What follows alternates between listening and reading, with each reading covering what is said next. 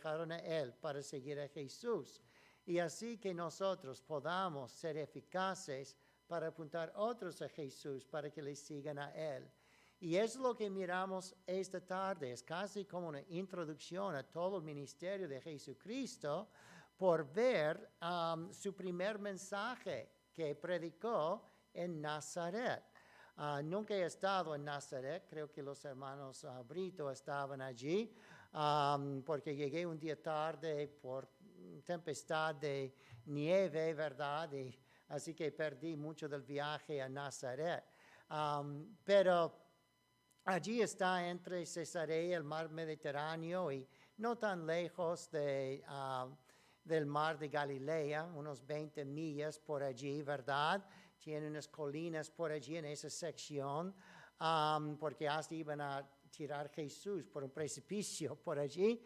Pero de cualquier manera es un lugar tan especial, pero es donde Jesús creció. Los fariseos dijeron, este no puede ser el Mesías porque es de Nazaret. Mira, no hay ningún profeta del norte en Galilea, menos en Nazaret. Pero no sabían que Jesús había nacido en Belén, fue a Egipto 2 años y entonces para escapar la muerte, su papá y su mamá le llevaron a su pueblo allí de Nazaret, donde vivieron. Así que encontramos aquí entonces que él está predicando su primer mensaje en su casa. Pero lo interesante de esto es todo lo que dice, cómo se refleja su ministerio. En Lucas 4, versículo 16, vino a Nazaret, donde se había criado, y en el día de reposo entró en la sinagoga conforme a su costumbre. Espero que esto sea tu costumbre, con llevar tus hijos siempre o tú mismo estar siempre en el templo. Cuando es el día de alabanza al Señor, ¿verdad? Mis hijos nunca preguntaron, ¿vamos a la iglesia hoy? Es que ya era el domingo, allí estaban, ¿verdad? Para la gloria de Dios. Era su costumbre. Y se levantó a leer y se le dio el libro del profeta Isaías. Y habiendo abierto el libro, halló el lugar donde estaba escrito. ¿Quiere leer conmigo versículo 18? El Espíritu del Señor está sobre mí, por cuanto me ha ungido para dar buenas nuevas a los pobres. Me ha enviado a sanar a los quebrantados de corazón, a pregonar libertad a los cautivos y vista a los ciegos, a poner en libertad a los oprimidos. Y 19, a predicar el año agradable del Señor. Y enrollando el libro, lo dio al ministro y se sentó.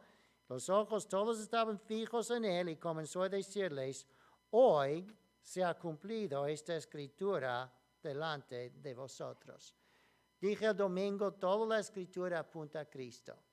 Es como si cada página está manchada con la sangre de Cristo o manchada con oro, que es símbolo de Cristo el Rey.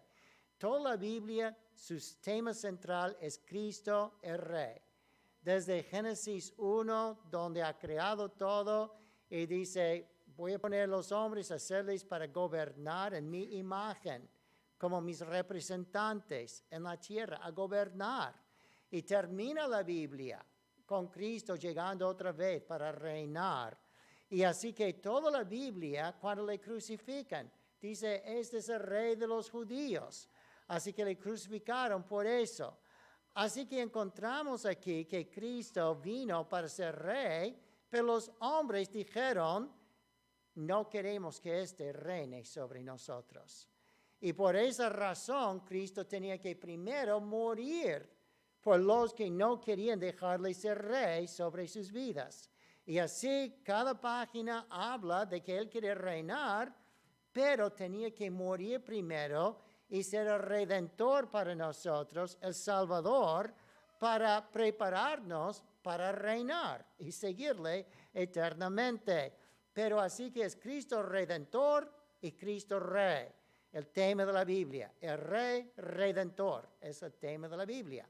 Por eso cuando Cristo lee esto en Isaías 61, está diciendo, como toda la Biblia, esto habla de mí. yo he cumplido todo lo que está aquí. Y pasó los próximos 3 años y pico, predicando, enseñando, haciendo milagros para demostrar que este versículo es porque vino a la tierra.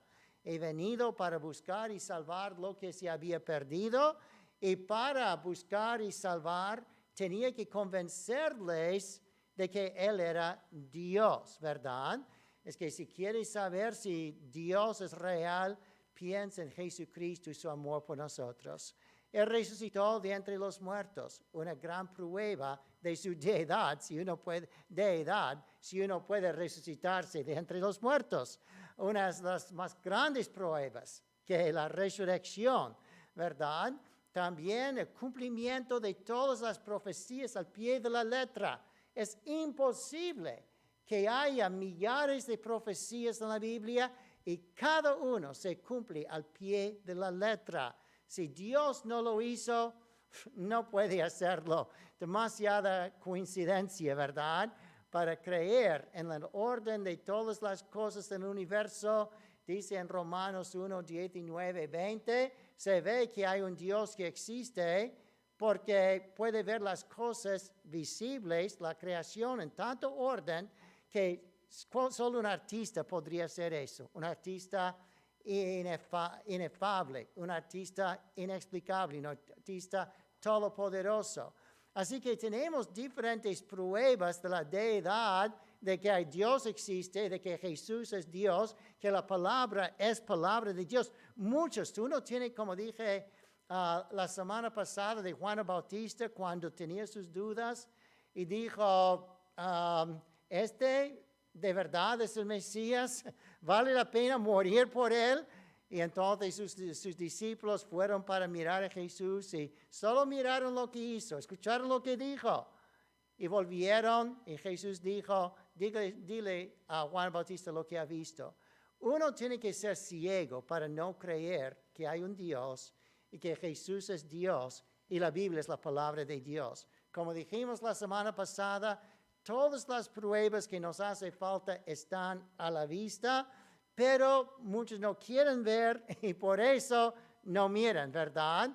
Dice, como los fariseos, ustedes son ciegos, mientras que otros más humildes pueden ver.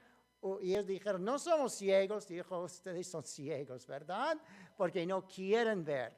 Y esto es lo que pasa, que Jesús dice, hoy ha cumplido esta escritura delante de vosotros, porque toda la escritura me apunta a mí y todos los milagros que hago son cosas que solo Dios puede hacer y muestra que yo soy Dios y aprobado por Dios para salvarles. Pero muchas veces cuando predico de esto me pongo bien dramático. A mí me encanta este texto, ¿verdad? Lo que voy a explicar esta noche en estos 10, 15 minutos. Pero muchas veces me pongo dramático porque comienzo normalmente con Lucas 19, Zaqueo, o comienzo con Juan 12, versículo 21, cuando vienen unos griegos buscando a Jesús al final de su ministerio. Y dice, Señor, quisiéramos ver a Jesús. En primer lugar, dice Señor. Luego, quisiéramos ver. Luego, a Jesús. La gente, muchos no leen la Biblia. Pero como dice en 1 Corintios 3 o 2 Corintios 3, nos leen a nosotros. Somos como cartas abiertas delante de la gente.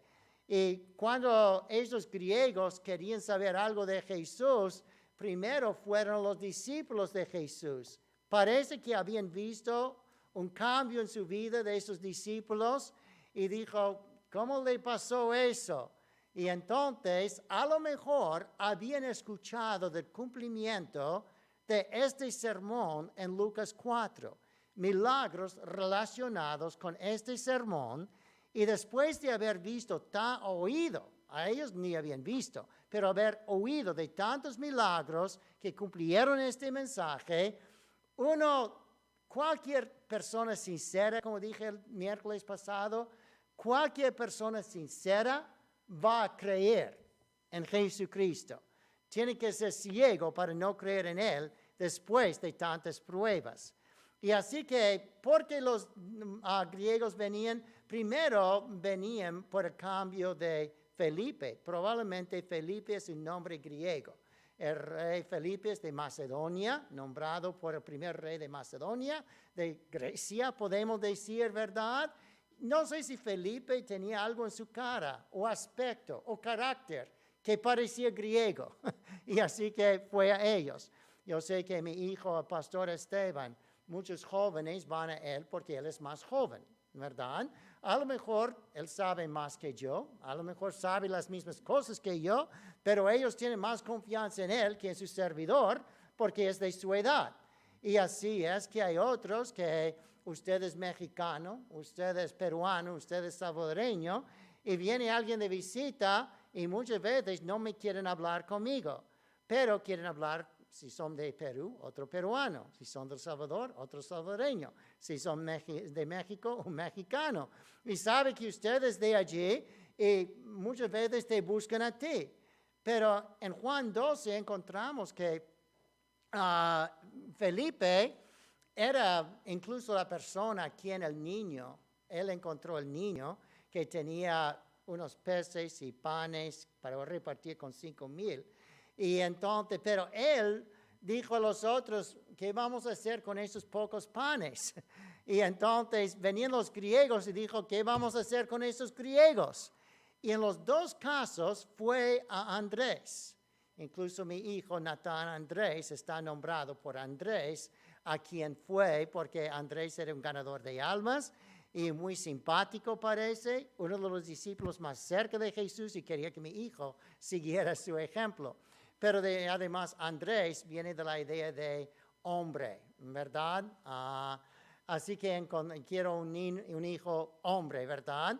A veces lamento eso porque con los 4 nietos hombres son puros hombres, ¿verdad? Pura energía de varón. Es que ya, pero no, estoy diciendo eso en chiste. Me encanta eso, ¿verdad? Que un hombre sea un hombre, ¿verdad? Y una mujer sea una mujer. Pero aquí Andrés es el nombre de hombre. Y entonces Andrés también era muy simpático, parece, porque él fue el niño cuando Felipe le encontró y trajo al niño a Jesús, siempre trayendo personas a Jesús. Felipe, la gente tenía confianza en él, no sé si por su cara, por su buena actitud, por qué cosa, pero él no sabía qué hacer. Muchas veces tú no sabes cómo guiar a alguien al Señor y tienes que buscar ayuda de otro cristiano, ¿verdad? Y entonces él buscó a Andrés. Y Andrés entonces con él trajeron los griegos a Jesús.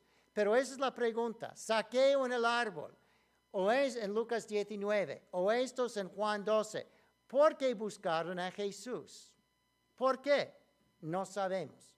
No sabemos. Pero en mi imaginación, yo apunto a este sermón y digo, a lo mejor las cosas que Cristo predicó y cumplió, ellos lo habían escuchado y eso les convenció que deben buscar a este Jesús. Si Él podría hacer esos milagros para otros, podría ayudarles a ellos también.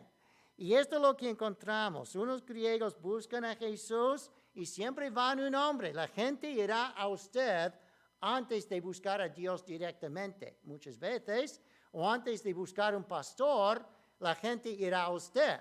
A lo mejor usted tiene que buscar ayuda para ganarle al Señor. A lo mejor busca la ayuda de un pastor, un maestro o alguien.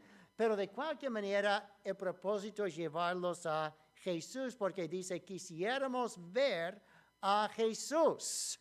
No querían ver una religión, solo sabían que Jesús había cambiado la vida de los discípulos, Jesús había hecho los milagros que habían escuchado y Jesús podría ayudarles a ellos en cualquier dificultad que ellos tenían. Así que quisieran ver. Parece que se sentían ciegos y querían ver. Y esto es lo que encontramos aquí en el mensaje de Lucas 4, versículo 18. El Espíritu me ha ungido a dar primero buenas nuevas a los pobres.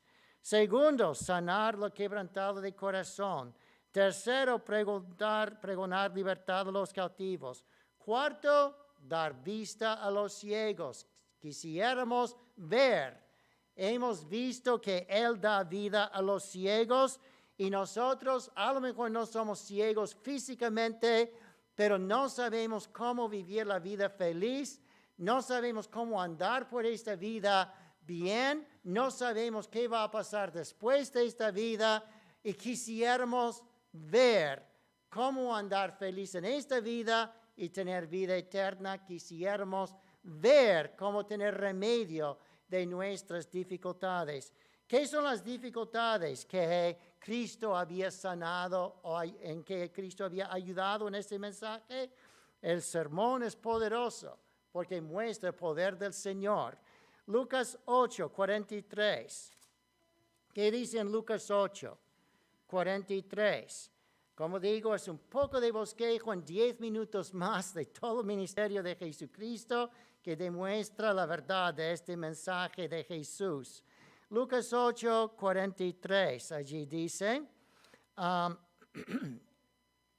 una mujer que padecía de flujo de sangre desde hace 12 años y había gastado en médicos todo cuanto tenía, pero ninguno podía ser curado, vino detrás y tocó solo el borde de su manto y al instante detuvo el flujo de sangre. Cristo sabe quién le había tocado con fe y dice, ¿quién me ha tocado? Los discípulos dicen, muchos están tocándole. ¿Por qué preguntas quién te toca? Está apretándole en el gentío. Dice, no, alguien me ha tocado, como por fe, porque ha salido poder de mí. Y la mujer oculta salió y dice, Señor, acabo de ser sanado. Y versículo 48, hija, tu fe te ha salvado o sanado, vete en paz. Creo que fue sanado y salvado, las dos cosas, por su fe. Fe es el secreto. Como digo, Juan el Bautista tenía bastantes pruebas cuando estaba muriendo para saber que Jesús era Dios, pero todavía hacía falta fe. Él estaba en la prisión para morir. No podría verle hacer los milagros en ese momento, pero tenía fe. Cristo apenas estaba comenzando su ministerio, pero allí tenía fe que el Señor Jesús era Dios y así que Él estaba dispuesto a morir. Es que no importa las pruebas que usted tenga o no tenga para saber que hay un Dios, que la Biblia es la verdad y que Jesús es Dios. Es bueno tener un fundamento de la fe. Primera de Pedro 3:15, tener una respuesta por lo que es nuestra esperanza. No obstante, muchas veces, con todas las respuestas, nos hace falta tener fe que Cristo es Dios y entonces Él nos ayuda. Pero aquí encontramos que una cosa que les convenció, posiblemente Zaqueo, por eso le buscaba a Jesús, posiblemente esos griegos, por eso buscaban, es que escucharon de una pobre mujer que vino habiendo gastado todo su dinero, nadie podría ayudarle sino Jesucristo. ¿Y qué dice el sermón de Jesús en Lucas 4, versículo 18?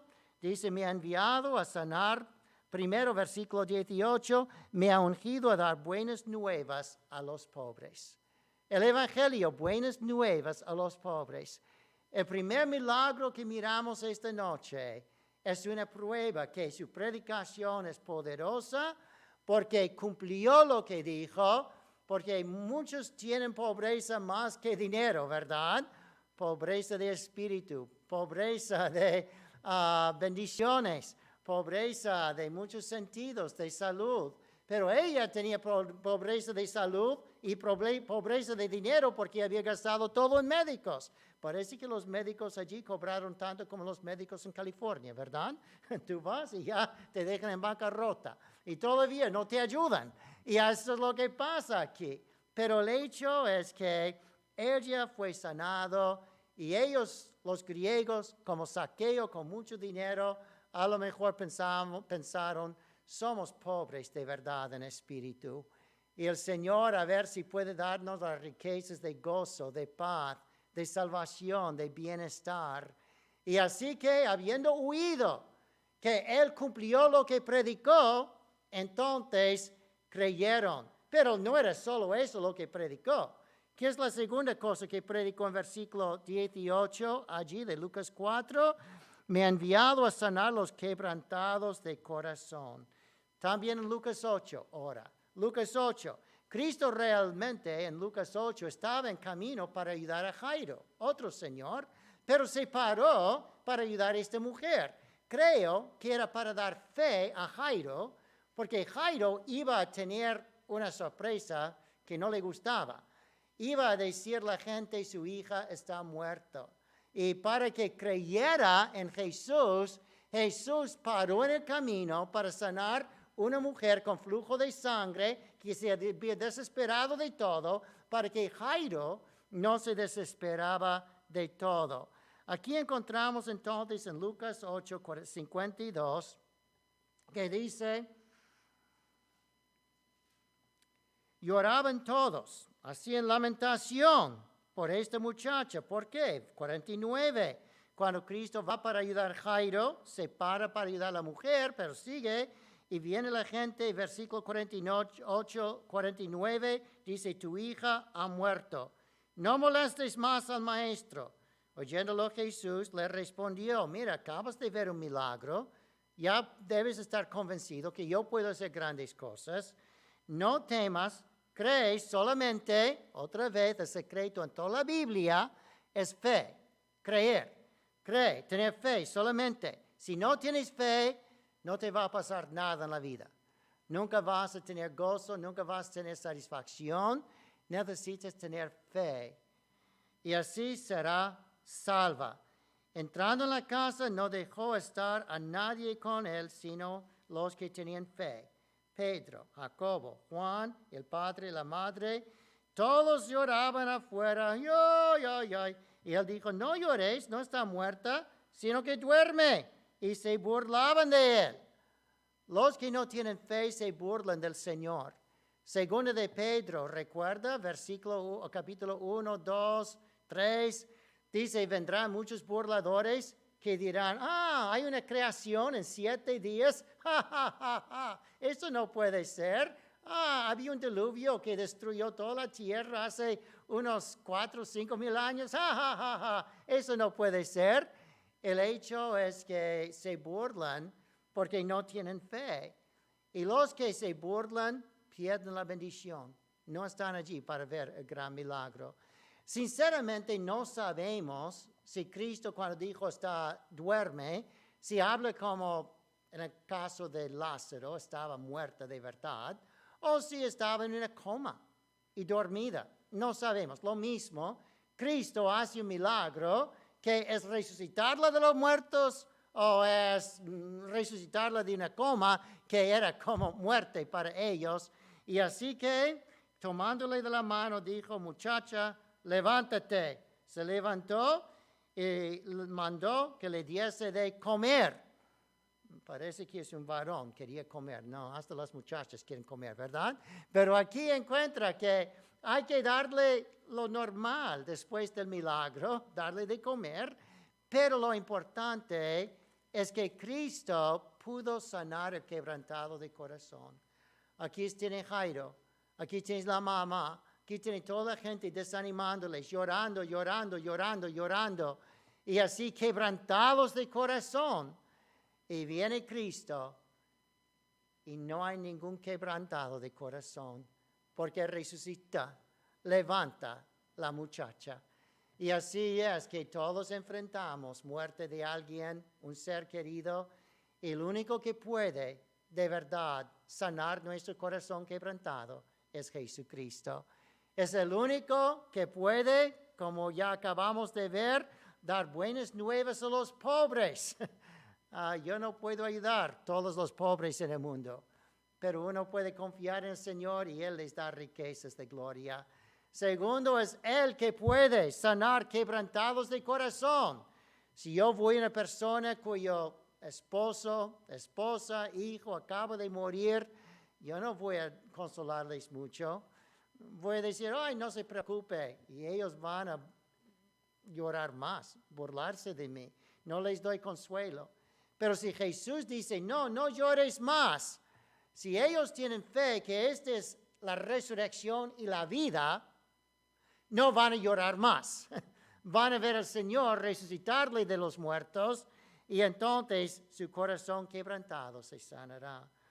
Luego encontramos en Lucas 4, versículo 18, me ha enviado a sanar quebrantados de corazón y a pregonar libertad a los cautivos. Lucas 9, 37. Seguimos con el estudio de Jesús para ver su sermón en acción. Lucas 9, 37. Al día siguiente, cuando descendieron al monte, una gran multitud les salió al encuentro. Y he aquí, un hombre de la multitud clamó diciendo, Maestro, te ruego que veas a mi hijo, porque es el único que tengo. Y sacude un espíritu, y sucede que un espíritu le toma y de repente da voces y sacude con violencia y le hace echar espumas, estropeándole, y duras penas sea parte de él. Y rogué a los discípulos que le echaran fuera y no pudieron. Y Cristo dice otra vez, generación incrédula, lo que hace falta es fe en Jesucristo. Con fe en Jesucristo hay bastantes pruebas para tener fe, pero hay que tener fe en este caso que puede librar un cautivo a los demonios. Es posible, el niño es un cautivo y él predicó, he venido para librar a los cautivos, y de hecho el Señor dice aquí, sal de él. Y el niño entonces, versículo 42, después de sacudirle con violencia, el espíritu inmundo sale y sanó el muchacho y se le devolvió a su padre, y todos se admiraban de la grandeza de Dios. Encontramos que el Señor puede ayudar a los pobres, puede ayudar a quebrantados de corazón y puede librar a los cautivos, aunque sea un drogadicto, aunque sea un borracho, aunque sea cualquier tipo de pecado, que uno es esclavo de su pecado, a los demonios, el Señor ofrece libertad a los cautivos. Lucas 18, 35 entonces, Lucas 18, unas páginas más, versículo 35. Encontramos a Cristo, dice, y aconteció cerca de Jericó, acercándose Jesús a Jericó, un ciego estaba sentado junto al camino, mendigando. Encontramos en Lucas 4 que dice que vino a dar vista a los ciegos.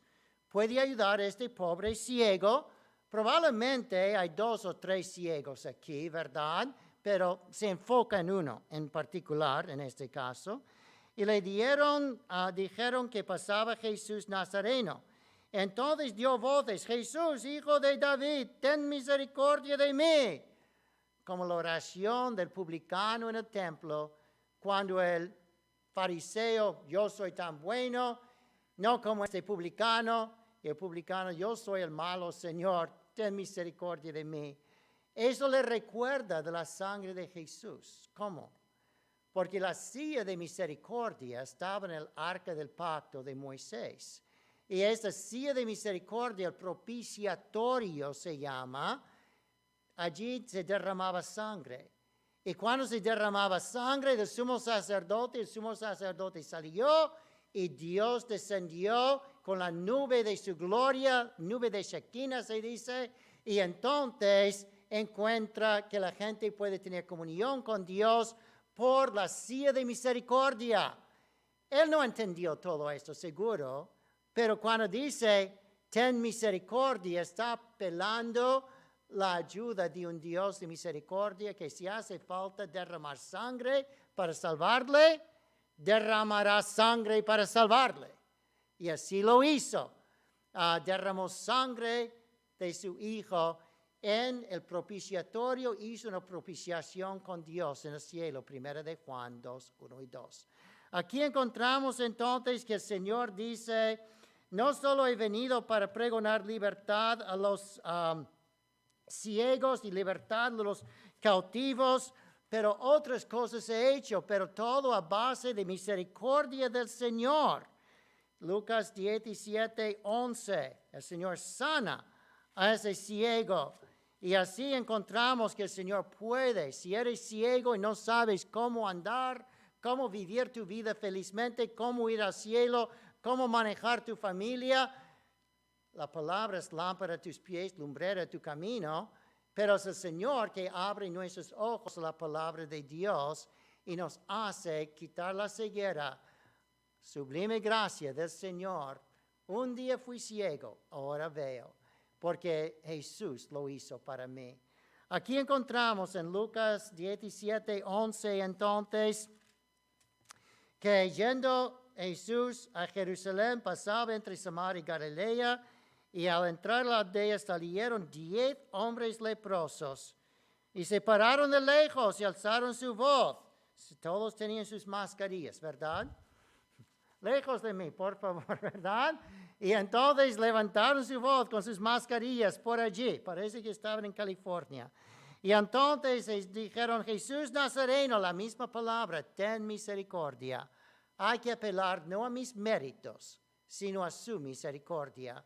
Ten misericordia de nosotros. Y cuando los vio, dijo, id y mostraos a los sacerdotes. ¿Por qué? Porque el Antiguo Testamento dice que si uno está sanado de lepra, el sacerdote es el médico espiritual que tiene que pronunciarte sano. Así que cumplir con lo que dice en Levítico, vete a los sacerdotes para mostrar que usted está limpio. ¿Cómo? Hay que hacerlo por fe. Con fe, que cuando el Señor habló, es la palabra del Creador. En el principio habló Dios y dijo, sea la luz. Habló Dios y creó todo. Habló Dios, primer día, segundo día, tercer día, 7 días. Habló Dios. Este es Dios que habló. Y ellos tenían que tener fe que Él podría sanarles. Y se fueron con fe, pero uno tenía más fe que otros, parece, porque regresó un samaritano y dijo, Señor, vengo para darle gracias. Y respondiendo Jesús en 17, no son 10 los que fueron limpiados, ¿dónde están los otros? Solo venía este para dar gloria a Dios y es extranjero, samaritano, levántate, tu fe te ha salvado. Los que tienen fe no solo se sanan, pero se salvan también en sus almas. Pero aquí tenemos unos oprimidos por la lepra. ¿Y qué dice en Lucas 4:18? He venido para poner en libertad a los oprimidos. El Señor en todos sus milagros prueba su poder y su palabra tiene poder, su predicación tiene poder, porque no solo dice que va a hacer estas cosas, lo hace. Y con razón en Lucas 19 encontramos a Zaqueo buscando a Jesús. A lo mejor había escuchado de esos milagros y dijo, esto es lo que necesito yo. Me siento oprimido por mi pecado. Me siento cegado por mi pecado. Me siento como un cautivo de mi pecado. Me siento quebrado de corazón. Me siento pobre, aunque soy rico en finanzas. Y así que escuchando que Jesús podría hacer todo eso y mirándolo, él creyó. Seguramente estos griegos venían pensando, hemos escuchado que este Jesús puede hacer todo esto y nosotros nos sentimos con esos problemas. Señor, llévenos a Jesús. Nos hace falta ver. Quisiéramos ver y quisiéramos ver al que nos puede ayudar, a Jesús. Jesús ha hecho esos milagros en nuestras vidas para que otros quieran ver a Jesús, habiendo visto el cambio en nuestras vidas. Así sea. De pie, por favor. Nuestro Padre Celestial, gracias por la palabra de Dios. Nosotros quisiéramos ver más. Todavía estamos demasiado oprimidos porque no mantenemos la fe y la vista en el Señor Jesucristo. Ayúdanos, Señor, a acercarnos a Cristo cada día más, tener mucha fe y así mirar al Señor Jesús obrar en nuestras vidas. Por favor, ayuda, Señor, que muchos más escuchen del poder del Señor Jesucristo. Poner en sus corazones el deseo de ver, y no ver cualquier cosa, sino el deseo de ver a Jesús, sabiendo que solo Jesús puede ayudarles con sus dificultades. En el nombre de Jesús te lo pedimos. Amén. Amén. Padres pueden buscar a sus hijos. Gracias, Dios, por tu salvación. Gracias, Dios, por tu bendición. Gracias, Dios, por darme en Jesús la vida eterna.